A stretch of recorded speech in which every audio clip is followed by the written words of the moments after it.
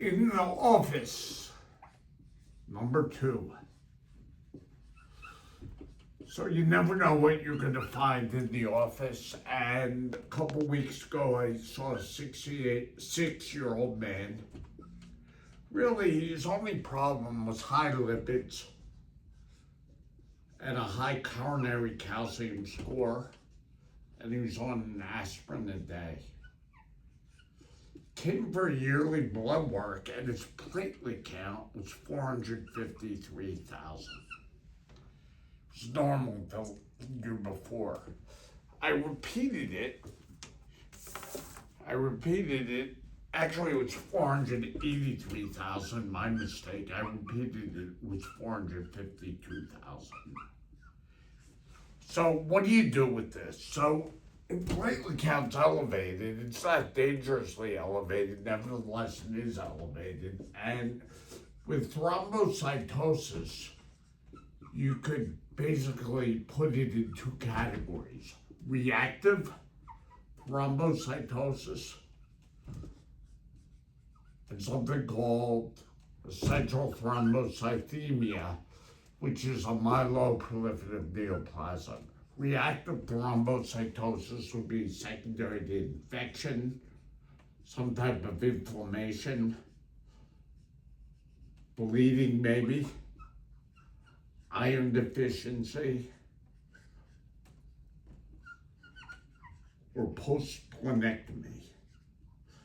This man had none of these. So what I did is I got a molecular panel on him, and that consisted of a JAK2 mutation, calreticulin, and the NPL. This is the molecular panel that you get with essential thrombocythemia. And lo and behold, his JAK2 mutation was positive. Now, with essential thrombocythemia, which is a myeloproliferative neoplasm, the 4 of them are polycythemia vera, myeloid metaplasia, essential thrombocythemia, and chronic myelogenous leukemia. What he has, or I presume he has, is the most benign. But these people, they could clot and they could bleed. And really, they ain't in a whole lot of trouble when their platelet counts are over 1 million, and yet they could still bleed. Those with the JAK2 mutation, they're more prone to thrombosis, like P-Vara. About 50% of these patients will be positive for JAK2. For P-Vara, it's close to 100%. Calreticulin patients, if they're positive, that's like 20-30% of these patients. They're more prone to bleeding. So this was negative, this was negative, this was positive. Platelet counts are elevated. I think he has early stage essential thrombocythemia. He's already on an aspirin a day. And the issue is, does he need to be on hydroxyurea? And for that, I referred him to hematology.